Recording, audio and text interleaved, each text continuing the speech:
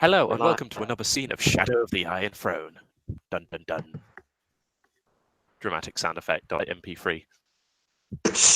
Today's scene takes place in the shit-filled streets of Flea Bottom.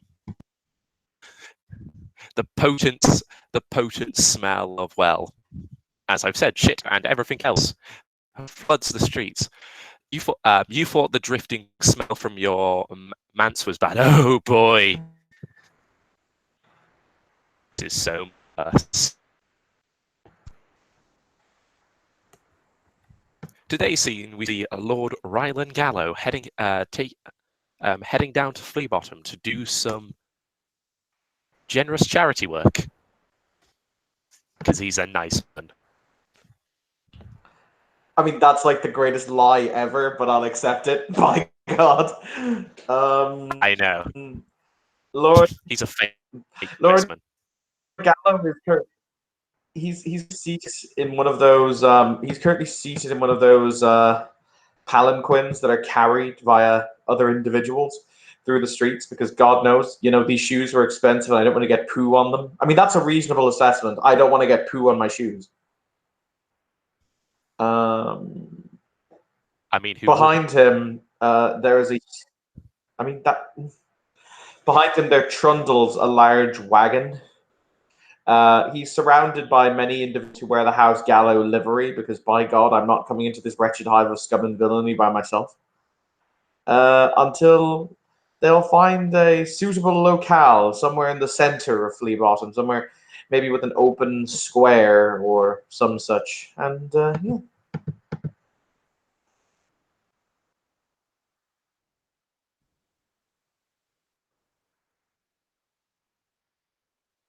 Okay. After a while, the what was it called that you're being carried in? Palanquin. Yeah, the palanquin is set down once you've arrived. They've stopped you off the Street of Steel because that's the posh part of town.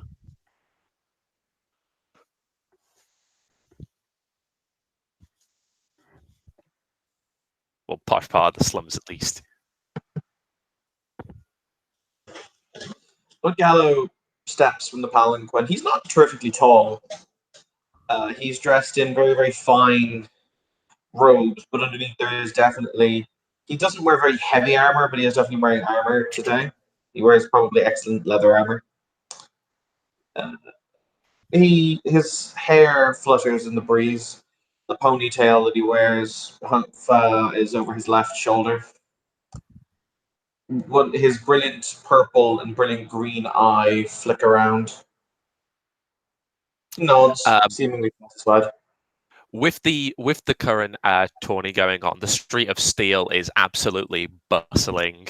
It is incredibly busy with hedge knights and regular knights just kind of going about their business, sorting themselves out for the many events of the tournament.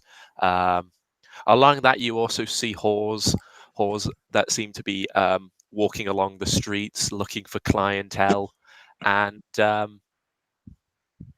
also the regular rabble, the small folk. You have definitely drawn attention because it's not every day that someone in a palanquin comes down. Lord Gallo hops up onto the wagon that he brought with him so that he's got a good bird's eye view. And he draws a sword very, very dramatically, and he slashes open one of the bags that's in the back of the wagon. Because bear in mind, there's over 100,000 coins. I assume that's going to require many bags and possibly a wagon. Oh, you've got men carrying those. He slashes open one of the bags, and he takes out a handful of silver that glints in the early morning sun. And he's just going to casually throw it.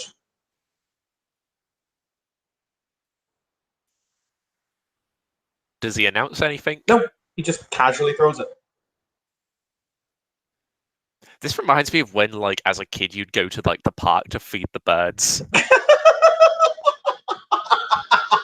That's an excellent analogy. Is this what Westland kids did instead? Yes. We went to feed This is brilliant. Um, it somewhat takes a second for people to realize what's happened, and once they do catch on, um, you've started something just short of a riot. As people suddenly flood up to the wagon, some of your men are completely overwhelmed by just the wave of people just them back as they all seem to gather around the wagon with their arms extended out towards you. Lord Though Gallo opens his arms wide. Oh, continue. your men do manage to keep at least, at a safe distance, so you're not in any danger. Lord Gallo opens his arms to the people and he says in a very loud, very, very clear voice, "The mother teaches us to have mercy so that all may benefit. The smith teaches us that the hard fruits of our labor are won via toil. Let these two today walk hand in hand together. I, Lord Ryland Gallo of Varm's Rest, sorry, I forgot the name of my own castle, of Varm's Rest, bequeath unto you, the people of King's Landing, a small taste of what it is that I have been given, so that the mother may grant me her mercy, and the smith may smile upon me for my works. And I am going to roll some social dice. Oh, I was going to say, go ahead, roll your persuasion with your charm. He is a very charming boy. Oh, I'm sure he is. Look at him with his charm. What a nice You're man. looking at him with his charm.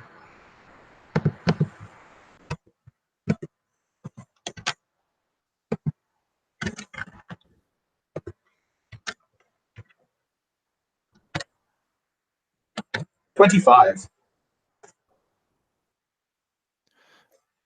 God damn, you are a charming man. I know, right?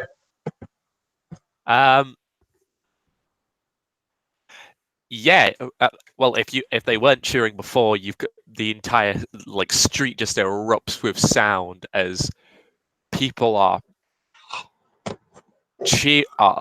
completely overturned with joy. This was not something they were expecting at all. Generosity is not really a common thing in King's Landing, and you can certainly tell it from the almost crazed reaction. What he does is he's going to start letting his guards let them through in groups of maybe 10, and he's going to put a small handful of silver into each hand. He scoops it out of the bags and he just puts it into their hands. And he's going to basically continue to do this. Just scoop, put, scoop, put, scoop, put.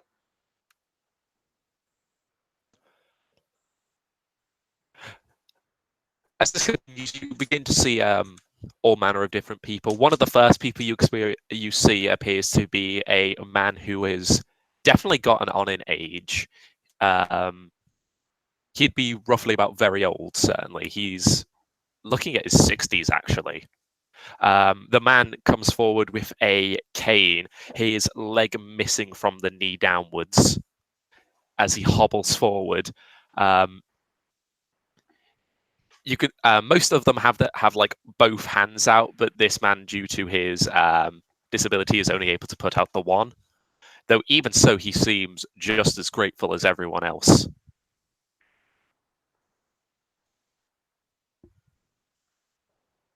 One moment. Lord Gallo stops and looks down at the old man and he says, "Honored father, tell me, how did you lose your leg? Is it his leg or his arm that he's missing? His leg. How did you lose your leg?"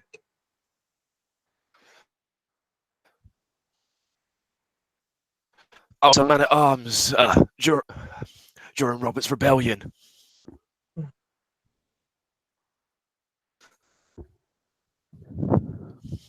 I joined up. I joined up with the king when he was in the Stormlands, getting rounding up men. I lost it during one of the three battles near Summerhall. Does he look very poor, as in like ragged clothes and such? Yes, he does. In fact, he looks almost homeless. Lord Gallo will stop, and he writes himself. We're on the street of Steel, aren't we?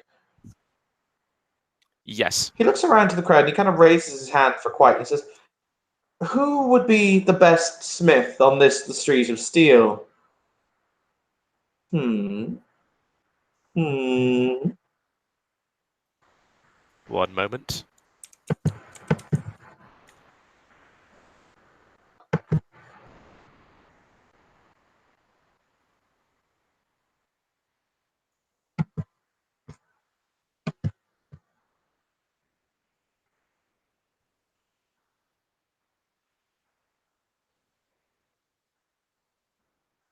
Well, I have no idea how that name's pronounced. Though I shall make an Is it attempt. cool? Um, there seems to be a mutter, and you can actually hear from the forges muttering and argument, and they appear to be trying to do it shushed, but it's almost in a way of like as they're getting more annoyed, they're trying to raise their voice with while still maintaining a whisper. And it's not working at all. Finally, it's settled, and someone would be, um, that would be Tobo Mott. Bring him to me. Um, Tell him it is to do with there's a an short. interesting commission for his skills.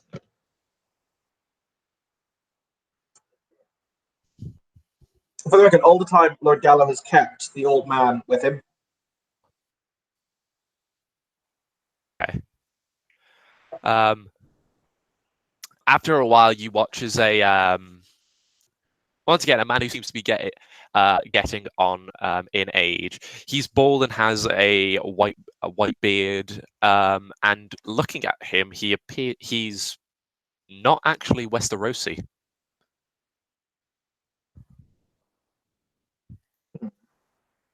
This man Ooh, appears to very be, since you've travelled.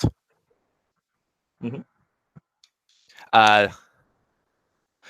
this guy's from Car. Very important question, actually, because canonically he is. Does he bring his apprentice with him? His apprentice is Robert's bastard Gendry. Yes, I'm gonna say yes That because why not? I was going to say that will kind of put Lord Gallo back from him because obviously he looks like young Robert Baratheon. Like the image is spitting, so he kind of has a moment of ah, ah, before he shakes his head and the long white silver hair flicks and he says, "You're Toba Mott, the greatest smith on the street of Steel."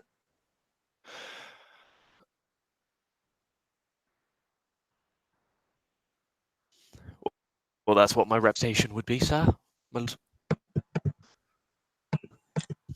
Very well then, Toba Mott. I, Lord Rylan Gallo, have a challenge for you.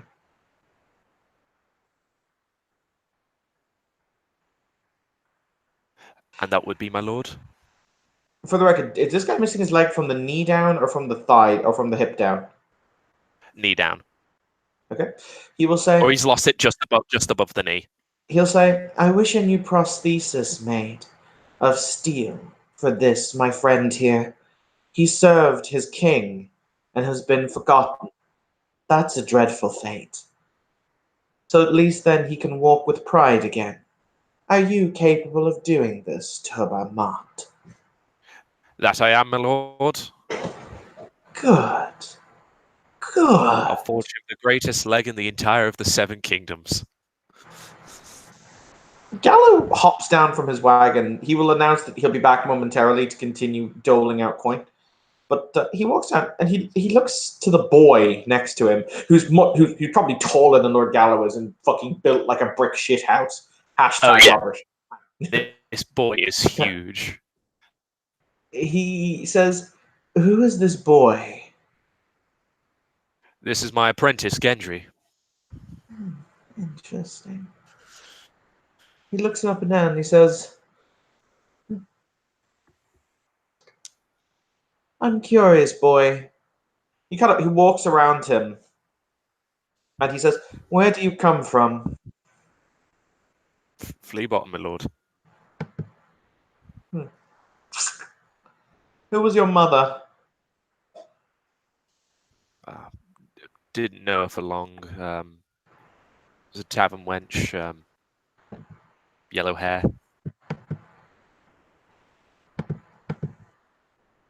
That's interesting. That's very interesting. Ironically, I'm probably like the third character to ask him these questions in like 2 weeks. Oh no, you've actually beat Lord Stark to it. Lord Stark hasn't actually come down.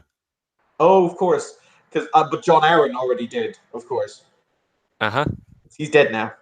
But Gallo's tongue flicks over his teeth as he says, "Master Marks, correct me if I'm wrong, but you're also one of the only smiths in the city who is capable of forging or is capable of reforging Valyrian steel. Is that true?" It's an honor to hear that you know of my work, my lord. It's a very specific skill here in Westeros. Unless I wish to go to Qohor, it's not exactly something that's easy to find. But the rumor is true, yes. Aye, my lord, it is. Hmm. Very interesting. You and I may have to have this conversation as to a separate project, but now the leg for my friend here will be simply enough.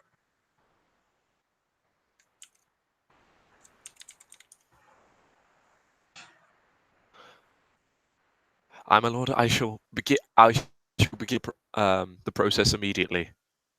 Good. Good. He will put his hands. He puts his hands on the old soldier's shoulders, and he says very loudly, so everyone can hear: "A soldier who fought for his king should not be forgotten." He then looks at Gendry. His eyes narrow as he says, "Long live King Robert. Long live the king."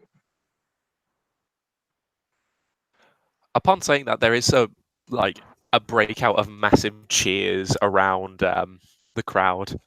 Um, Funnily enough, I'm actually looking for Gendry's character stats, but he doesn't have any.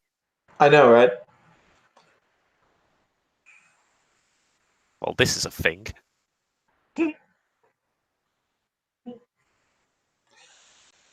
Let me know, boy, if you ever wish a different walk of life than being a smith's apprentice.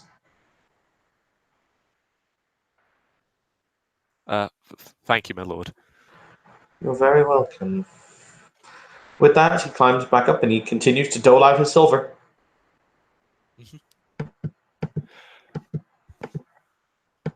Wow. Upon returning, it seems to continue as normal, mainly just a lot of people. Roll me an awareness check with any bonus dice and notice you may have. I will roll for both myself and my cohort because he is probably standing off to my left. Mhm. He has a much better score at this because he's designed to prevent me being assassinated.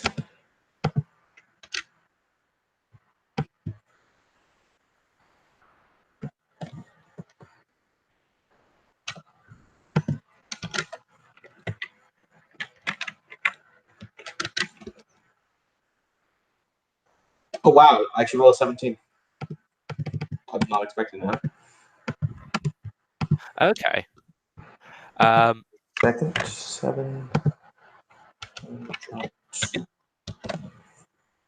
And he rolls a 26.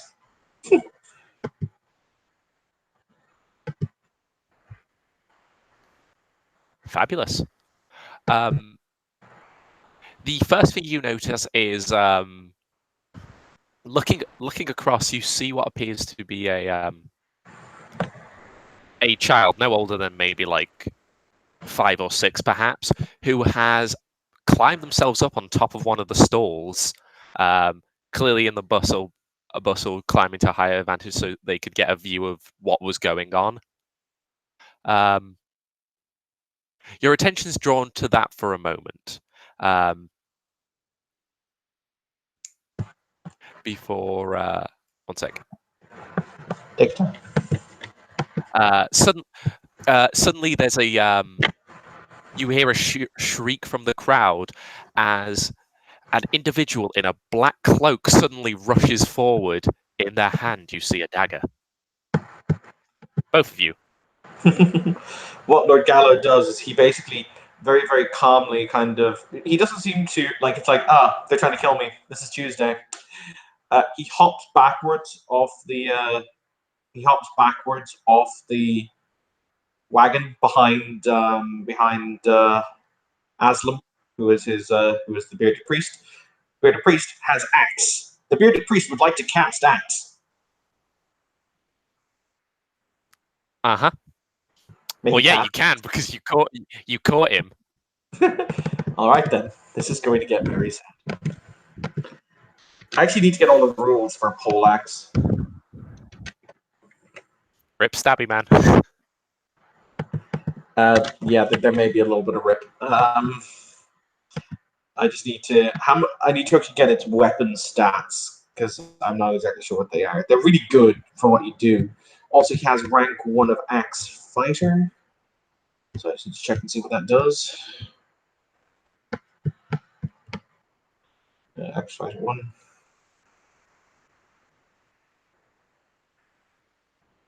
Nah, he doesn't want to do that one particularly. That's if he was doing a long fight. Need to get me my axe stats. Where are you? I don't know why they have the weapons and then what the weapons do in separate sections of the book. That literally makes no sense to me. A lot of things don't make sense with this book. Can you give me a little bit of help finding the weapon stats? Because I'm fucked. I can find them at the moment, apparently. Yep, let me just... Okay, so that's the page he's on. I don't want to forget that. Oh, I have it. You can say where you are. Axe.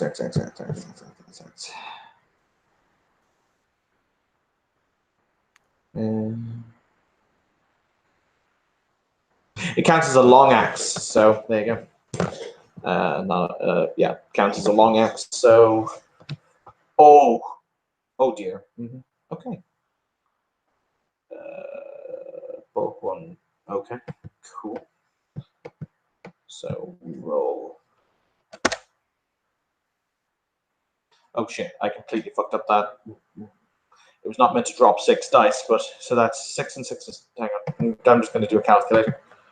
So that's 12 plus 10 plus 8 equals. He hits him with a 30. 30. 30. Hang on, just give me a second.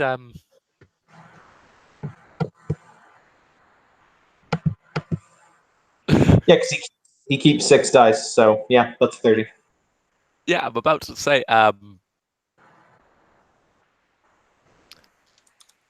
is there a limit on how many degrees of success you can get? No, I don't think so. All right, you've hit him for 7. He's been hit for 7 degrees of success. Oh, Jesus.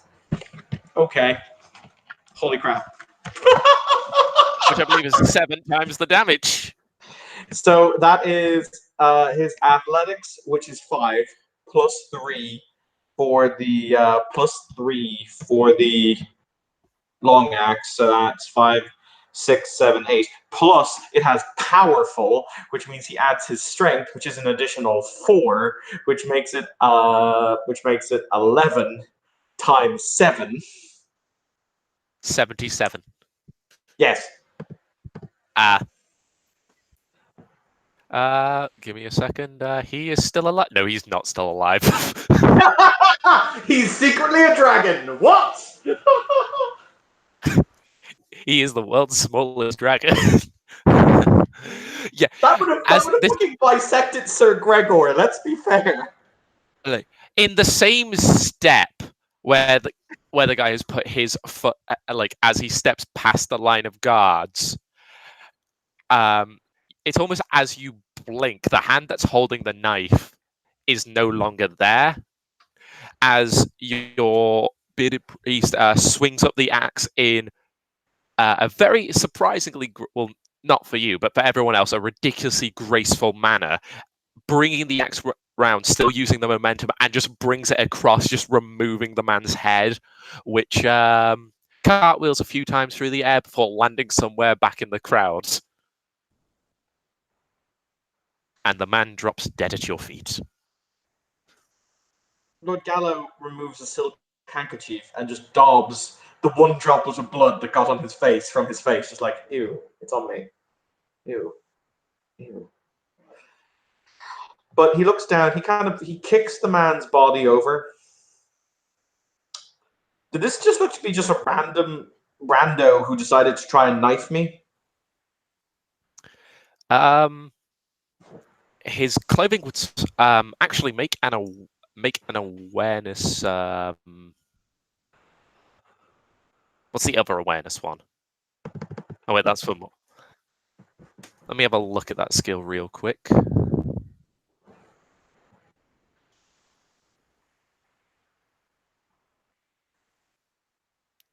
Because it's possible you could also use cunning for this.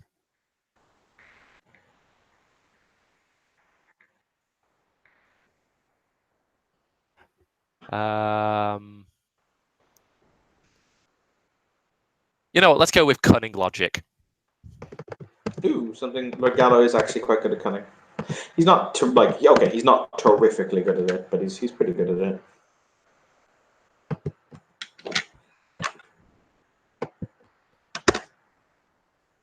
18. Looking at it,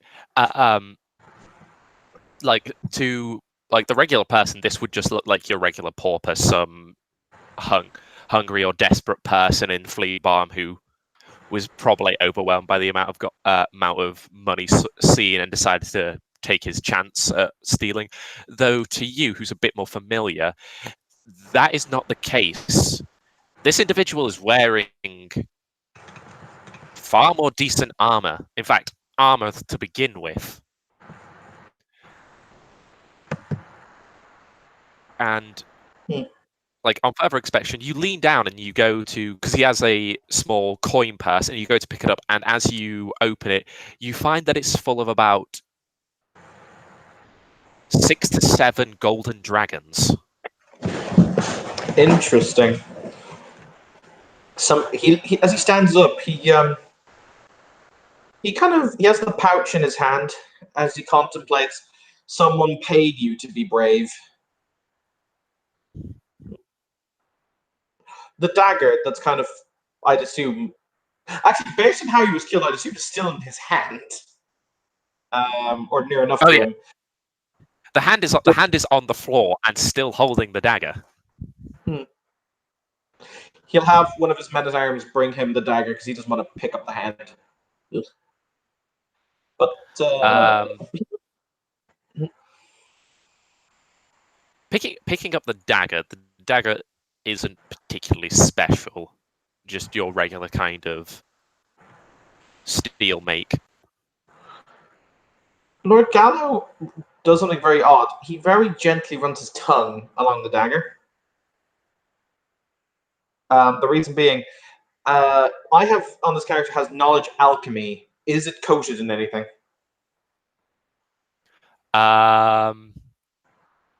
Yes, it is. Okay. He spits rather than swallowing, obviously. But can I make a knowledge alchemy to try and identify what it was? Go ahead. Okay. While I scroll to find the page. Ah, the poison page. Yes. It's a fun page. It is.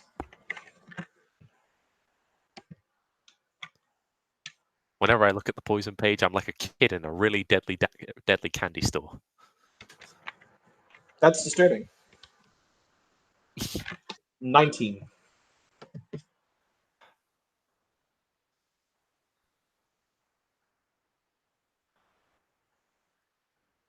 Yep, that'll do it. Now I just need to find out exactly.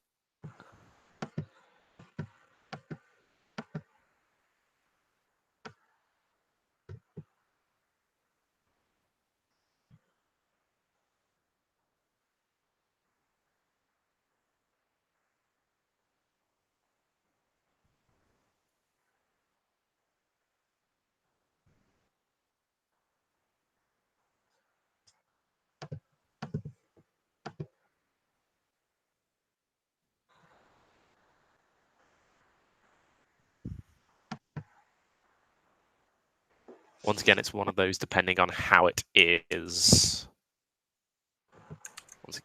Okay, so that's how that one is. Once again, my glitched book is not helping me.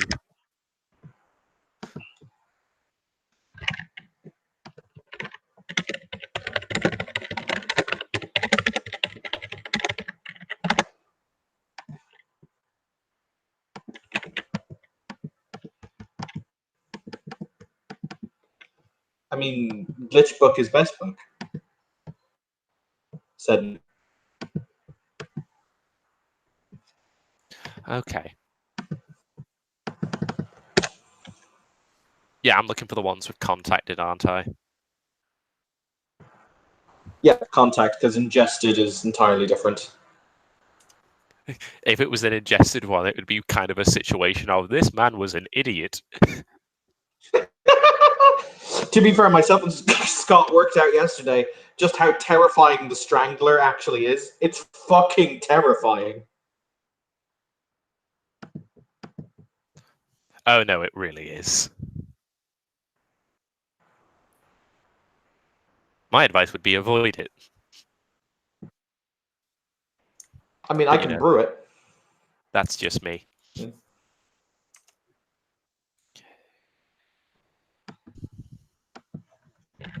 This,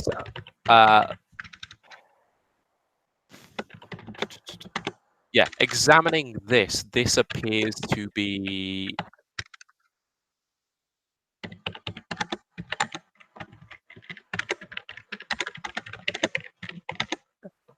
this. Okay, from what you can tell, this is basilisk venom. A rather exotic poison. Basilisk venom. Ooh, that makes him raise an eyebrow because Basilisk Venom's not just really, really, really deadly, it's also fucking expensive. He Yeah. smiles as he basically I will say wipes. the dagger is particularly shit. The dagger is particularly shit. So whatever it was, this person appeared to be relying on the poison to deal with you, not so much the dagger. He wipes the dagger clean with his robe or with his cloak before he basically will have the scabbard pulled from the man's corpse, his still cooling corpse, and we'll have the dagger put into the scabbard before he'll basically hand it off. So I still have the dagger in my possession before he'll turn to the crowd and show the fact he's not injured. And when he will then have the body dragged away of the now headless corpse, because he is going to continue to give out money. One little As the body is assassination attempt can't stop me. as the body is dragged off, you see a rather amusing display of the child that you saw previously seems to walk over with the head of the man and just plops it on top of the body as it's being dragged away. Lord Gallo smiles and he summons the child over to him. The child seems to be somewhat surprised at first and has a bit of a moment of like, "Who, me? Mhm. You should okay," and then comes over. The child appears to be very shy. Oh, Lord Gallo puts the purse that contains the 7 or 8 gold dragons into the child's hand.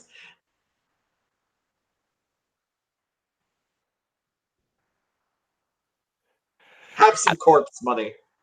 at first, the child seems to be confused, though as it begins to dawn upon him that, hang on a minute, that's gold.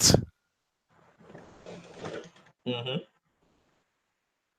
There's just a rush of excitement in the child's face as he just disappears into the crowd.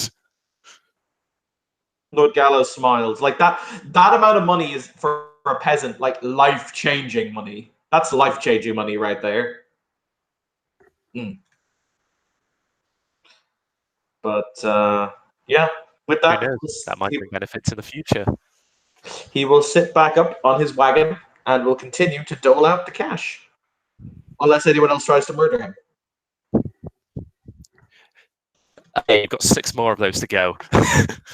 God damn it! Nah, you're fine. For the most of the rest of this trip, you are rather unhindered. Any other would-be assassins who are probably somewhat put off by that display that your bearded priest had set. You'd almost swear he casted axe well. Tell no one. Yes.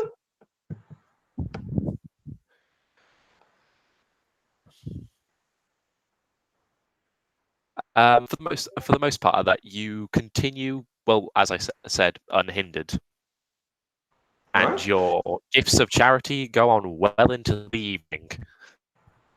Wonderful. When he is done, Lord Gallo will say that he is delighted to have helped the good people of King's Landing, and he will trundle off on his way. And as I've stated before the scene, but I'll state it again, from this point on, while you are in the capital, you will act with the quality favoured by small folk. All right. From a sidebar point, as how many alchemists would I say in King's Landing, if I had to give a good guess, have not only the money to buy the ingredients, which would be expensive as fuck, but also the skill to properly prepare basilisk blood into the actual poison as opposed to just the blood itself? Um, that would be somewhat rare. You could imagine someone like Mr. Pytel would be very much capable of doing so, but not many else. At least not beyond your own household, Mm-hmm. who do have that talent. Mm-hmm. But myself and Maester Julius can do it, but obviously. Also, it doesn't seem to me like Grand Maester Pycelle would try and poison me. He's a Lannister stooge. Like, let's be fair, it's kind of semi-public knowledge. The Lannisters own him. Yeah, So Lord Gallo will give that some serious thought, because that is some serious poison. But with that, if you're happy, we shall end our scene. yep. Thank you, players, for playing. Well, player. Ah. Thank you, Evan, for playing. All right. Thank you, watchers, for watching, and that has been another scene of Shadow of the Throne.